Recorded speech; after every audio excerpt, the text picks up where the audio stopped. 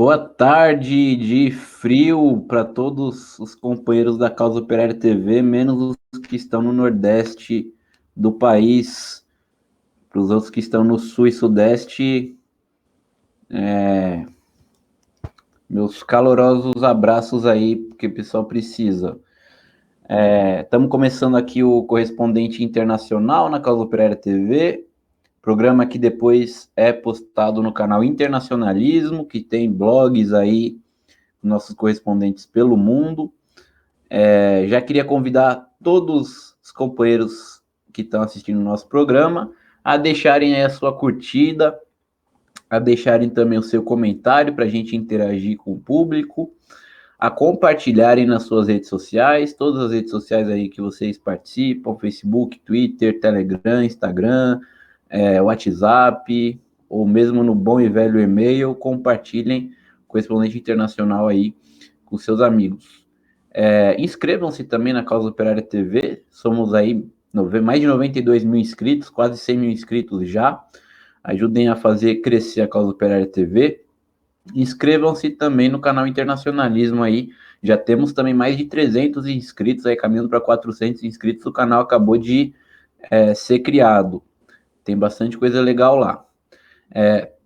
Convido também todo mundo a se tornar membro da Causa Operária TV. A gente vai, inclusive, reformular o nosso programa de membros e a gente vai dar benefícios exclusivos aí, como descontos na loja do PCO, recebimento de livros, né, de materiais aí, negócio chique. Vocês daqui a pouco, em breve aí, vão ter as novidades, mas já podem se tornar membros aí da Causa Operária TV. Atualmente, o nosso programa de membros conta com o básico de R$ 7,99 por mês. Aí você já pode se tornar membro e contribuir com a imprensa revolucionária dos trabalhadores, com a Causa Operária TV, canal no YouTube aí da classe operária internacional, né? A gente vai falar bastante sobre a classe operária internacional no nosso programa. Bom, vamos começar já falando do principal assunto, que é um assunto polêmico. Não polêmico porque com relação a datas nem nada. O Partido Comunista da China comemorou hoje, né? No caso aí, como a China fica mais de 10 horas à frente, né? Já estava comemorando ontem à noite aqui, horário de Brasília, já era quinta-feira em Pequim, o aniversário do centenário aí do Partido Comunista da China, fundado em julho de 1921.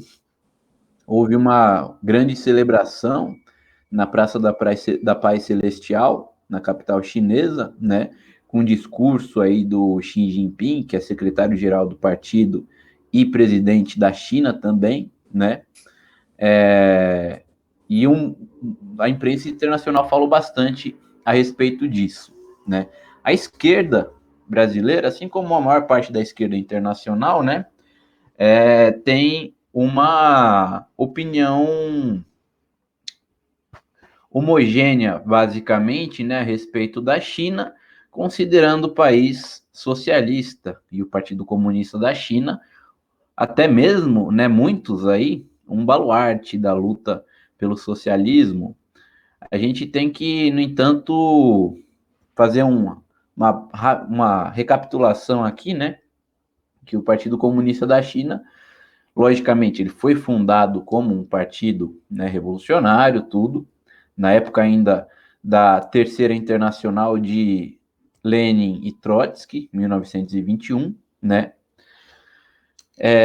Porém, como todo o movimento comunista internacional, todos os partidos, né, comunistas já nos anos 20, acabou sendo influenciado aí pelo stalinismo, né, com o golpe termidoriano aí do Joseph Stalin no Estado soviético a partir de 1924, 1925, né, consolidando aí seu poder, inclusive sobre a própria Internacional Socialista.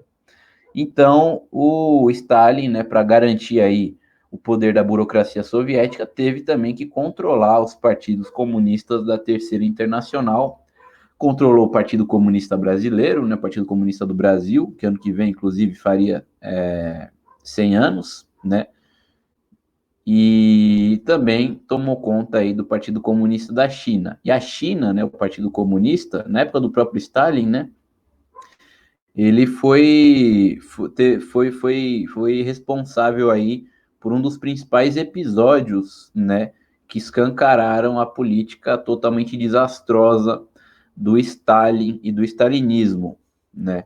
Isso daí foi 1926, 1927, quando estourou, né, a Revolução Chinesa, uma verdadeira Revolução Chinesa, né, da classe operária no Cantão, em Xangai, né,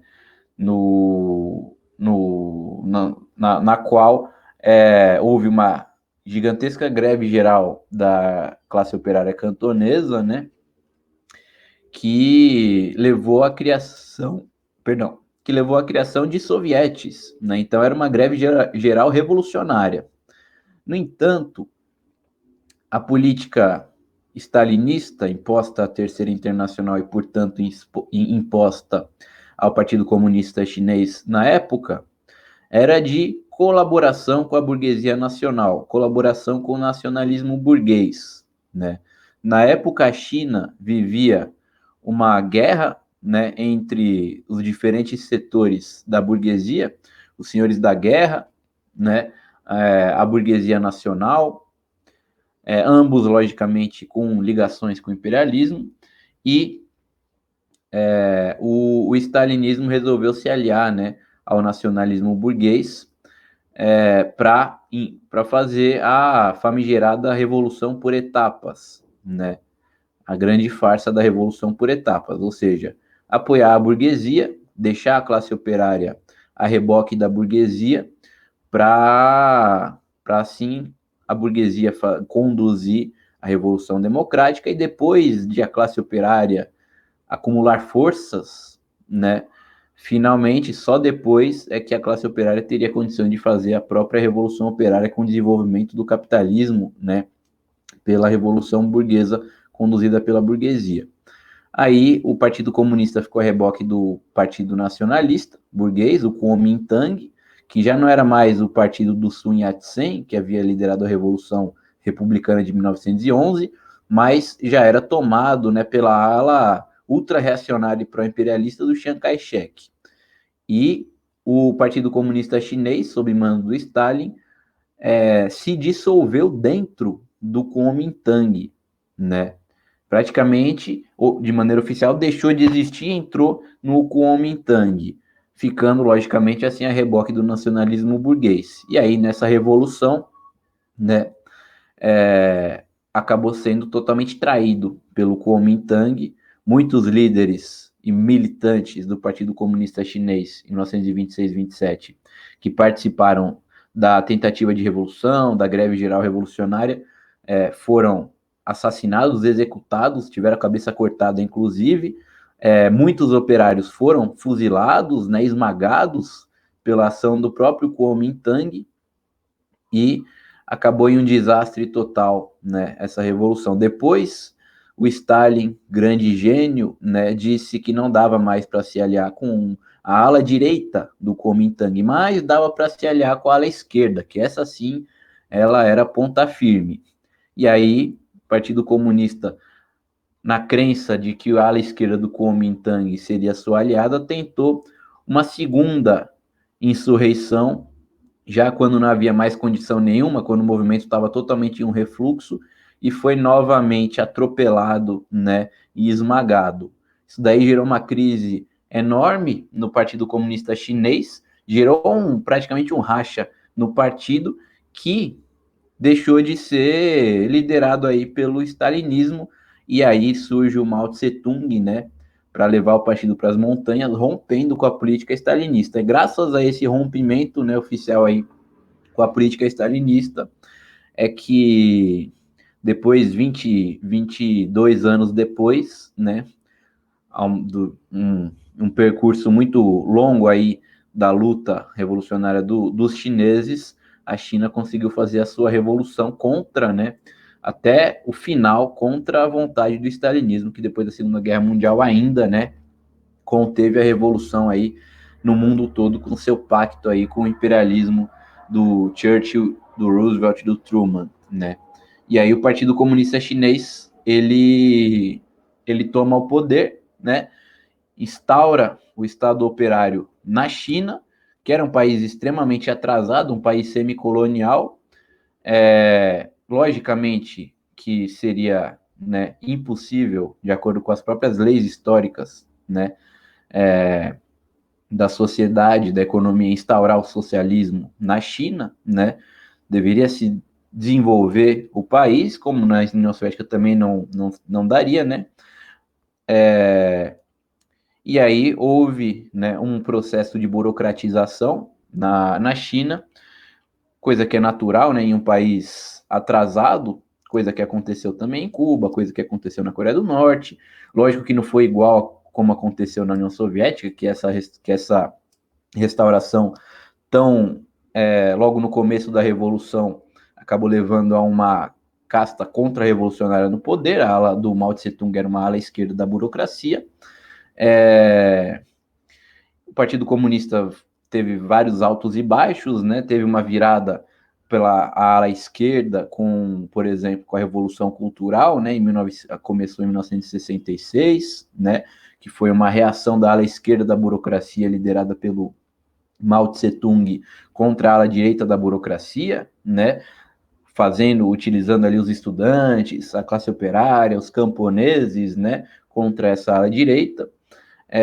Mas logo em seguida, né, o Partido Comunista Chinês, ele acaba, bom, na época, né, para a gente não se alongar, a gente não pode se alongar muito também, né, não, isso aqui não é um programa sobre história, a União Soviética já completamente dominada pelo stalinismo, mesmo após a morte do Stalin, né, porque a política stalinista continuou, a política totalmente contra-revolucionária do Khrushchev, falando sobre coexistência pacífica com o imperialismo, o que foi uma desculpa para boicotar completamente qualquer tentativa de revolução mundial, né? Boicotou, né? O Partido Comunista da União Soviética tentou boicotar a Revolução Cubana, enquanto isso, né? E as revoluções de libertação nacional dos anos 60 na África, na Ásia, enquanto isso o Partido Comunista Chinês, né? Que já na época, né?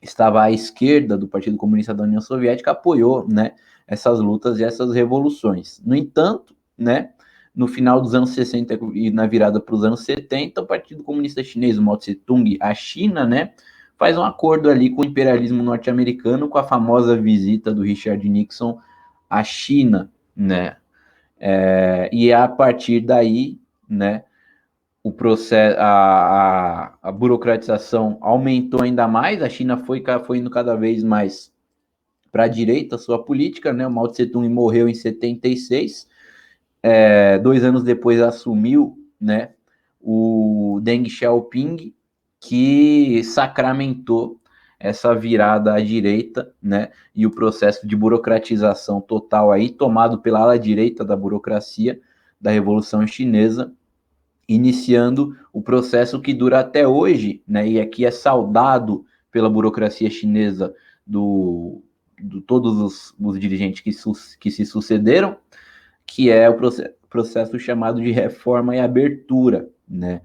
O Deng Xiaoping, ele falou claramente que a China tinha que abrir as portas aí para a entrada do capital estrangeiro, né? Os defensores da reforma e da abertura, né? Ou seja, da restauração capitalista na China, comparam a reforma e a abertura com a NEP soviética, né? Falando que era uma grande NEP, mas uma NEP uma NEP de mais de 40 anos, logicamente que não pode ser, né? E também foi uma coisa muito mais aberta do que a NEP, né?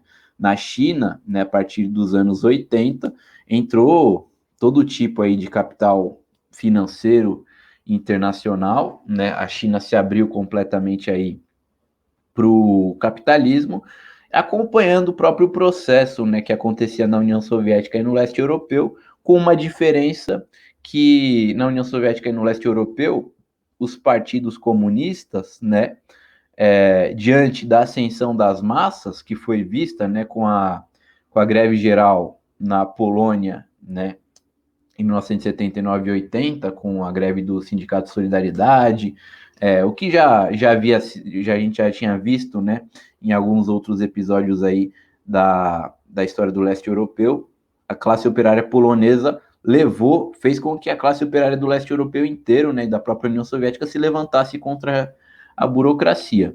A burocracia desses países, inclusive da China, muito já integrada ao sistema capitalista mundial, né, muito dependente do sistema imperialista, acabou fortalecendo essa aliança com o imperialismo e diante da ameaça da própria classe operária fazer uma revolução política contra a burocracia, né, a burocracia acabou se aliando completamente ao imperialismo, né, e acabou finalmente com o Estado operário em todos os países do leste europeu, restaurando finalmente o capitalismo nesses países. A China, por sua vez, né, conseguiu reprimir esse ascenso revolucionário das massas, né? O episódio mais conhecido é a repressão na Praça da Paz Celestial, em 1979, né? Justamente quando visitavam a China os maiores teóricos do neoliberalismo, né, internacional. Se eu não me engano, não sei se era o Milton Friedman que estava visitando a China naquela época, né? A China fazendo todos os acordos possíveis com o imperialismo, sendo muito elogiada, né, pelo governo dos Estados Unidos, pelo imperialismo como um todo, conseguiu conter na base da força bruta, da repressão brutal, a classe operária que começava a se insurgir naquela época. Então não precisou derrocar, né, derrocou o Estado operário, porque restaurou completamente o capitalismo, mas o Partido Comunista não precisou sair do poder para isso, né? E continua no poder até hoje, administrando o Estado capitalista para o imperialismo, apesar de todas as contradições, né, que o Partido Comunista tem com que a burocracia chinesa ou com que os próprios capitalistas nacionais chineses têm, né, com o imperialismo. Nos anos 90, ficou muito óbvio, inclusive para os brasileiros, né, a entrada da China no mercado mundial, com todos aqueles produtos, né, famosos Xing Ling aí, aqui no Brasil, e a entrada, né,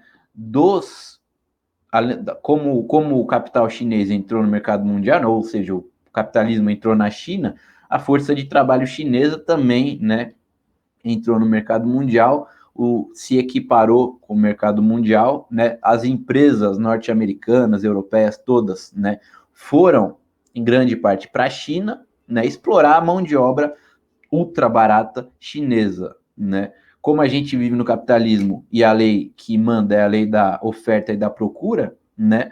A oferta de mão de obra na China era a mais barata do mundo, isso daí fez com que a mão de obra mundial tivesse um desequilíbrio enorme, né, e rebaixasse também a própria mão de obra, né, o próprio valor da força de trabalho mundial, né? Então, os baixíssimos salários dos chineses ajudaram muito os capitalistas do mundo inteiro que não precisa, que rebaixaram o salário dos trabalhadores do mundo inteiro com a inserção da China no mercado mundial, né? E a partir daí a China só se inseriu ainda mais, né? E os bancos, grandes empresas norte-americanas, europeias, etc., se inseriram ainda mais na China, né? Tanto é que a gente vê agora um monte de empresa chinesa em tudo quanto é lugar, e empresa de todos os países aí dentro da China, né? E o Partido Comunista, logicamente, né, estando no governo, foi o grande artífice disso daí, alinhado, né, em aliança com o imperialismo mundial, que não precisou, né, fazer com que o Partido Comunista se afastasse do poder. Esses mesmos comunistas aí poderiam gerir, né, gerenciar o Estado chinês para os capitalistas. Um outro dado, só para a gente terminar, né, a respeito do centenário aí do Partido Comunista Chinês, é que muitos membros, né, do Partido Comunista são empresários, né? São todos os grandes dirigentes são burocratas, né? E muitos deles são empresários. Os maiores, inclusive, capitalistas da China são membros do Partido Comunista. O Jack Ma, né? Ele, que se eu não me engano é dono da Alibaba, né? Ele é membro do Partido Comunista da China, né? Então, temos aí um partido que se diz comunista com um monte de bilionário capitalista dentro do partido, dando as cartas, na verdade, né, no Partido Comunista Chinês. Bom, deixa eu agradecer aqui o Ernesto Abdala Filho pelo superchat, o Rodrigo Silva também pelo superchat. Valeu aqui o pessoal que está comentando. A Carlos Adustos também dá uma boa tarde aqui para a gente. Peço desculpa se a internet estiver ruim aqui, mas a gente vai tocando aqui o nosso programa. Vamos mostrar um vídeo, porque houve também, né, um outro aniversário importante essa semana, que foi o aniversário de 200 anos da Batalha de Carabobo, na Venezuela, né, em que as tropas aí do famoso general Simão Bolívar, né, lutaram pela libertação, né, dos povos aí da chamada Gran Colômbia, né. Temos uma reportagem aí do Brasil de Fato sobre isso, que também aborda a realização do próprio Congresso Bicentenário dos Povos, né, que é uma tentativa do governo venezuelano de articular aí diversos agrupamentos e organizações aí nacionalistas, né, dos países atrasados. Vamos ver. A Venezuela comemorou no dia 24 de junho 200 anos da Batalha de Carabobo, confronto decisivo para garantir a independência do país e dar início à liberação do continente das mãos da coroa espanhola. Depois de fundar a Gran Colômbia, que seria a união entre a Colômbia, o Equador e a Venezuela, Simão Bolívar liberou o que hoje conhecemos como Peru e Bolívia. Por isso, para esse bicentenário, o governo venezuelano convocou um Congresso dos Povos do Mundo que busca debater os desafios de integração num cenário de crise mundial. El año 2021, un año icónico, simbólico para los venezolanos y las venezolanas, delineado por el comandante Hugo Chávez desde siempre. Año que representa la renovación y la reafirmación de nuestro compromiso con las causas justas de Bolívar, las causas de Chávez. Si hay alguna conclusión que nosotros pudiéramos determinar en este momento, es que el capitalismo ha demostrado ser el sistema fallido para la humanidad.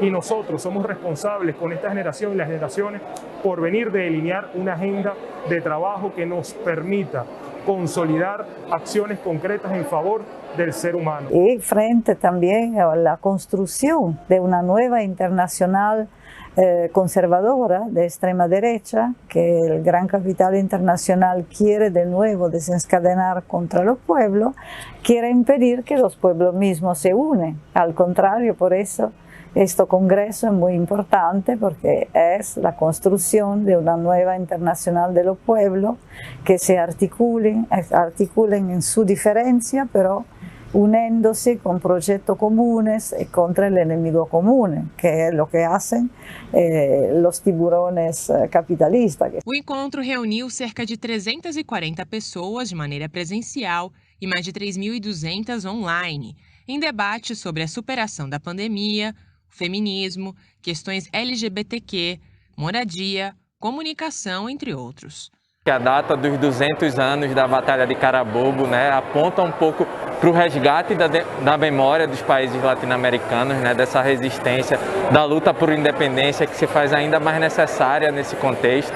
né, de luta contra o imperialismo. Hoy en día nosotros, los hijos de Bolívar, los hijos de Chávez, los hijos de la historia, nos encontramos para darle continuidad a ese acto heroico de liberación. Lo principal es el sentido patriótico que tenemos que tener todos los trabajadores, por supuesto, de cada nación, y apostando siempre a la liberación, a una liberación sana del siglo XXI, donde los trabajadores formamos parte del desarrollo de todos nuestros países. No manifesto assinado ao final do encontro, os participantes destacaram que 200 anos depois, o bolivarianismo continua sendo o principal instrumento para lutar pela unidade e liberação dos povos da América e do mundo.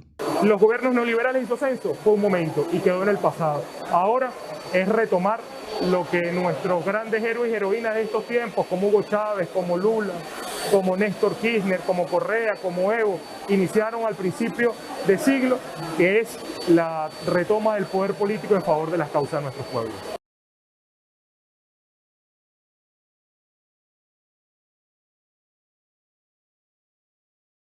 Beleza, valeu aqui a outro pessoal que começou a comentar. Sou eu, Wilson dos Santos, desta vez eu consigo, sou eu, inclusive enviou aqui um super sticker pra gente, a companheira Elizabeth Novi também, lá do militante do PCO na Áustria. Vamos ver uma outra reportagem aí, que mostra a situação aí dos imigrantes que vivem no Brasil. Bom, se a população brasileira já está totalmente entregue a Deus aí com o nosso governo golpista, né, encabeçado pelo Bolsonaro, imagine os imigrantes aí dos países africanos, do Haiti, venezuelanos que vieram aqui para o Brasil, né? Vamos ver. No Brasil, 25 de junho é lembrado como o Dia do Imigrante, mas em meio à pandemia no país, não há nada a ser celebrado. Nós estamos atrasados sobre as políticas de saúde para os migrantes todo, e eu acho essa data no Brasil, nós temos que usar essa data para pensar como fazer as políticas de integração desses migrantes dentro da sociedade brasileira. Sem ações efetivas nesse sentido por parte do governo federal, esta população, que em boa parte atua na informalidade, sobreviveu da solidariedade de 2020. E neste ano a situação se repete. Além do desemprego, a falta de documentação é hoje um dos principais agravantes do aumento da vulnerabilidade dessas famílias. A falta de regularização migratória, que esbarra em muitos casos na morosidade da Polícia Federal, faz com que muitos não consigam acessar o auxílio emergencial e nem sejam vacinados contra a Covid-19. Os documentos que eles estão pedindo para vacinação impede os migrantes indocumentados para ter acesso à vacinação. Por exemplo, CPF. CPF, o migrante que é indocumentado, ele não tem acesso a CPF. A situação irregular também impede muitos estrangeiros de procurarem os serviços do SUS. Já o auxílio emergencial, que não chegou para muitos por conta da falta de documentação, sufoca até mesmo os poucos que conseguiram realizar o cadastro na Caixa Econômica Federal. Em 2021, o benefício alcança o valor médio de R$ 250 e deve ser interrompido nos próximos meses. Nós temos um universo de 800, 900 mil imigrantes no Brasil e destes uma demonstrativa de que apenas em torno de 20% tenham tido efetivo acesso a esse tipo de auxílio. A urgência da regularização migratória foi defendida no ano passado por coletivos e organizações da campanha Regularização Já. A ação foi inspirada em iniciativas de outros países, como Portugal, que concedeu a anistia e regularizou a situação de estrangeiros para o acesso a direitos básicos, como ao sistema de saúde. Na Câmara dos Deputados, o projeto de lei 2699, que trata do tema, aguarda despacho desde maio de 2020. Sem avanços, os estrangeiros enfrentam filas e dificuldades para serem atendidos na Polícia Federal. Agendamento é quase impossível. Quase impossível. Tem pessoas que a gente atende ano passado, em junho, até hoje em dia. A gente está em junho, um ano tentando agendar. Em março, o Ministério da Justiça prorrogou até 16 de setembro o prazo para a regularização migratória de estrangeiros indocumentados. Conforme a portaria da Polícia Federal, enquanto não são atendidos, os imigrantes devem ter seus documentos vencidos aceitos para qualquer fim, desde que tenham ficado no Brasil após 16 de março de 2020. Mas a medida, segundo a jornalista congolesa, não vem sendo respeitada. Se abre a porta, abre claramente para a gente, né? Abre uma porta que é uma porta que a gente está entrando para a sobrevivência mesmo, né? Não é entrar para morrer.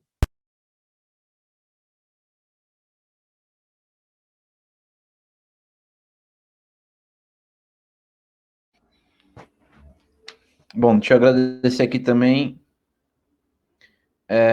o YHWH Martônio Dias, que também comenta com a gente. Estamos aqui com a nossa correspondente em Nova York, Adriana Machado, para a gente falar um pouco sobre os Estados Unidos, atualizações aí na terra dos homens livres, segundo a propaganda histórica aí do imperialismo norte-americano. Boa tarde, Adriana. Eu vejo aqui que a minha internet está uma bosta, mas o que importa é ouvir você, Adriana. Boa tarde aí. O que temos de novidade nos Estados Unidos? Boa tarde, Vasco, companheiros da Casa Operária TV, Laísa na produção. É um prazer estar aqui de volta. A gente, falando de imigração, a gente tem aquela notícia de que a governadora da Dakota do Sul, que é um estado que está lá quase no Canadá, bem longe do México, está mandando 50 soldados da Guarda Nacional para a fronteira do sul dos Estados Unidos com o México. E o mais interessante essa movimentação está sendo paga por instituições privadas, não é uma ação paga pelo governo, é uma ação paga pela burguesia trumpista que continua aí na ativa, influenciando tudo que o Biden está fazendo. A pressão dos republicanos sobre o Biden está se mostrando cada vez maior, e esse é um dos meios que eles estão fazendo essa pressão, que é a crise de imigração. Então, a vice-presidente, a Kamala Harris, fez recentemente aquela viagem para Guatemala e para o México, né? Onde ela fez aquele discurso horrível de que as pessoas que estão em situação de perigo nos países deles, que a maioria das vezes são criadas pelos golpes que os Estados Unidos dá, pelo apoio dos Estados Unidos à direita fascista, as pessoas que estão tentando fugir dessa situação dos países da América Central e procurar asilo nos Estados Unidos estão simplesmente sendo mandadas de volta. Essa governadora da Dakota do Sul que está mandando a Guarda Nacional, ela está falando que está mandando em apoio ao Greg Abbott, que é o governador do Texas, que falou que existem contínuas violações da lei estadual e federal por estrangeiros ilegais que cruzam a fronteira sem segurança. Então, ele está fazendo essa declaração de desastre público, e tem muita coisa na mídia falando sobre a crise da imigração, e o resultado é a Kamala Harris, o Biden, através da Kamala Harris, fazendo uma pressão enorme nos países Guatemala, Nicarágua e México, para que haja um policiamento maior, que as pessoas sejam presas, ou seja, aumentar a opressão das pessoas que já estão sofrendo, deixando as suas casas e tentando uma vida melhor, e a pressão do governo americano é de prender essas pessoas. Então, a gente vê aí que o Biden não mudou nada a política do Trump. Pelo contrário, eles estão aprofundando a política de opressão dos imigrantes. Eles falaram que prenderam 180 mil migrantes em maio, e 178 mil em abril, 172 em março, e que a maioria está sendo mandada de volta, que só as crianças estão sendo permitidas de ficar. E a gente viu aí nos programas atrás a condição das crianças, né? São campos de concentração que elas são colocadas. A gente vê também essa pressão dos republicanos em cima do Biden. Por exemplo, eles estão fazendo tipo uma CPI sobre a origem do vírus. Então, estão trazendo de volta essa história de que o vírus se originou na China, e a conversa o Partido Comunista da China fez isso, o Partido Comunista da China fez aquilo. Ou seja, é uma propaganda anticapitalista usando a China, que é um país capitalista, mas que se passa como comunista, quase o mesmo resultado do Estado burocrático do Stalin, né? Não serve para nada além da burguesia fazer a propaganda de que o comunismo é autoritário e não funciona, quando a gente vê que não existe comunismo nem socialismo nenhum.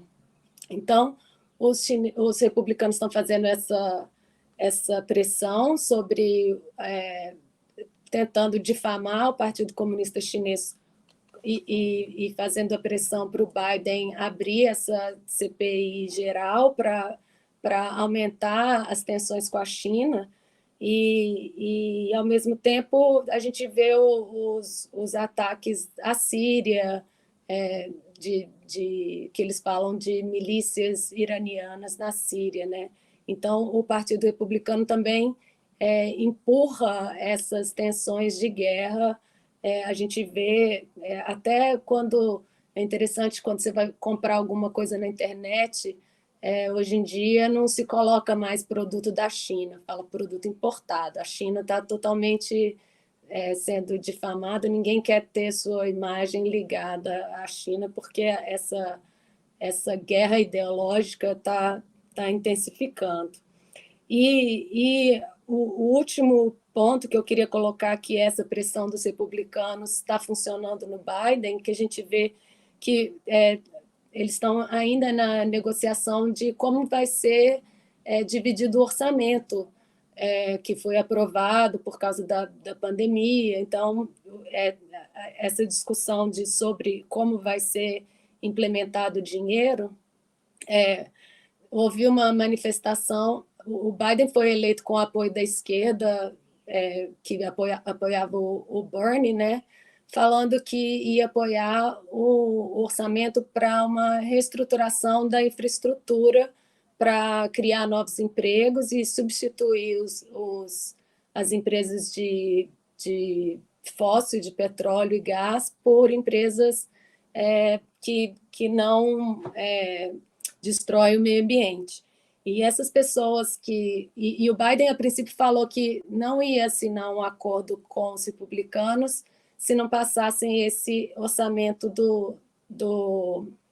da infraestrutura. E depois ele voltou atrás por pressão, assinou um orçamento mais enxuto, e as pessoas que protestaram foram presas. Houve um protesto grande e as pessoas foram presas.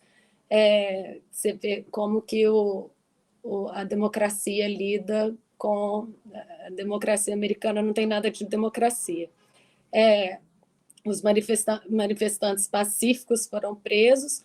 O Biden, eles poderiam ter um pacote sem a aprovação dos republicanos, porque eles têm metade do Congresso e mais um com o voto da vice-presidente, eles poderiam aprovar o que eles quisessem, mas não estão aprovando, estão fazendo o pacote dos republicanos e estão desviando o dinheiro todo que seria para implementação de programas sociais do governo para canalizar esse dinheiro para corporações. Então, todo aquela história de que o Biden ia ser o próximo Roosevelt está mudando para o dinheiro está sendo todo mandado para corporações, então a saúde vai ser privatizada, as escolas vão ser privatizadas, que são movimentos que já têm acontecido ao longo dos anos, mas agora a gente está vendo de novo, porque o orçamento está em debate, que existe essa pressão de privatização. Então é isso. A situação continua difícil, o trabalhador sobre ataque, e o Biden mostrando aí a cara verdadeira fascista dele. Adriana, ainda sobre a China, né, com relação ao próprio Estados Unidos, nessa semana aqui, o representante chinês na ONU, né, ele falou, ele pediu, né, uma abertura de uma investigação aí sobre a violação de direitos humanos em genocídios cometidos nos Estados Unidos e na Europa, né, porque a gente está vendo, né, apesar da integração da China, né, ao sistema capitalista, tudo, a colaboração, né, da China com o próprio imperialismo, né, todo o nacionalismo burguês, ele né, em alguma medida colaboracionista com o imperialismo. Existe uma campanha muito forte, né, a respeito dos direitos humanos na China. O Trump impulsionou isso daí, mas o Biden vem ganhando muito apoio da burguesia norte-americana para essa campanha, né? E aí se fala muito dos uigures, tudo, e aí a China revidou isso daí na ONU, né? No Conselho de Direitos Humanos das Nações Unidas, o Jiang Duan, ele pediu essa investigação dos crimes contra a humanidade, genocídios, né, nesses países. Por exemplo, no Canadá, ou nos Estados Unidos, né, o massacre de índios, né, durante toda a colonização europeia nos Estados Unidos. Também, um caso recente que vem sendo bastante noticiado é a questão dos indígenas, né, que foram colocados aí em escolas católicas no Canadá e sofreram também um massacre, né, de proporções que a gente ainda está descobrindo. O Justin Trudeau, o primeiro-ministro canadense, vem fazendo demagogia com isso, né, como se o governo canadense não fosse cúmplice disso daí, mas são vários casos aí de genocídio, de violação de direitos humanos nos países imperialistas, e a China agora tenta, né, contra-atacar de alguma maneira, embora as Nações Unidas elas sejam, né, quase que totalmente aí controladas pelo próprio imperialismo. Então não é um terreno tão fértil assim para a China, né, combater, dar esse contra-ataque, né, contra, né, a propaganda norte-americana.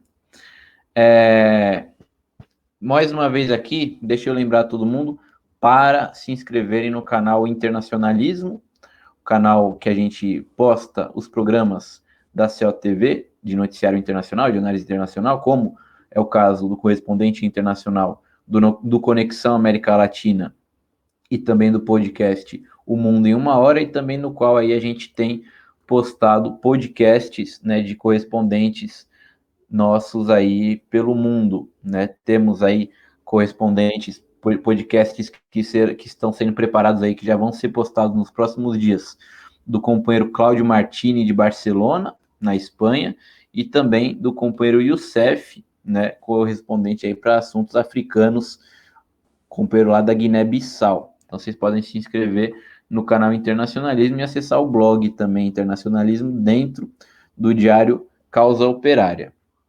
Bom, Adriana, para a gente já terminando o nosso programa, você tem mais alguma coisa do boletim aí que você está apresentando de notícias dos Estados Unidos? Bom, é sobre essa notícia da ONU, né, do Jean Duan. Eu achei engraçado porque os republicanos que estão no Congresso tentando culpar a China pelo Covid estão equalizando o Covid com Chernobyl, é pior que Chernobyl. Então, achei engraçado a China voltar com essa história do genocídio, mas ele falou, o Jean Duan falou que a população diminuiu de 5 milhões no final do século XV para 250 mil no início do século XX. E saiu uma notícia na CNN, a matéria lê: os países estrangeiros que intimidam a China encontrarão uma grande muralha de aço, disse China durante o centenário do Partido Comunista. Então, a China está sendo falada, essa tensão está aumentando. E a última coisa que eu queria falar é que, apesar do frio, como vocês estão falando aí que está muito frio em São Paulo, aqui a gente está numa onda de calor recorde, a pior já registrada, no estado do Oregon, eles registraram 63 mortes relacionadas à onda de calor, e na Colômbia Britânica foram 486 mortes. Então, a gente está vendo aí o fim do capitalismo apocalíptico. Isso. Uma boa semana, um fim de semana para todos. Valeu, Adriana. Muito obrigado aí. Adriana Machado, correspondente da Causa Operária TV, do canal Internacionalismo em Nova York. Muito obrigado aqui a todo mundo que acompanhou o nosso programa. A Júlia Scalvese disse que chegou atrasada. Problema dela, tô brincando. Ela que é nossa companheira do podcast O Mundo em Uma Hora. Ela pode assistir o programa no canal Internacionalismo. Qualquer um aí que chegou atrasado, que quer assistir de novo, que quer enviar para os seus amigos, podem entrar no canal Internacionalismo. Daqui a pouco ele vai estar postado lá no nosso canal. Bom, a gente vai ficando por aqui. Muito obrigado a toda a nossa audiência, obrigado a todo mundo. Vocês ficam ligados agora no Jornal das 5, né? E continuem ligados também na programação da Céu TV. Lembrando que amanhã, às 9h30 da manhã, no DCM, tem o Rui Costa Pimenta. Não é mais na quinta-feira, agora é na sexta-feira. Falando em Rui Costa Pimenta em DCM, uma novidade aí para todos. Hoje tem Rui Costa Pimenta no DCM e no canal A Favela Não Se Cala, em um debate com André Constantini, né? Vão abordar aí essa questão do super pedido de impeachment, a questão aí dos atos de rua também pelo Fora Bolsonaro, né? O que a esquerda deveria fazer, né?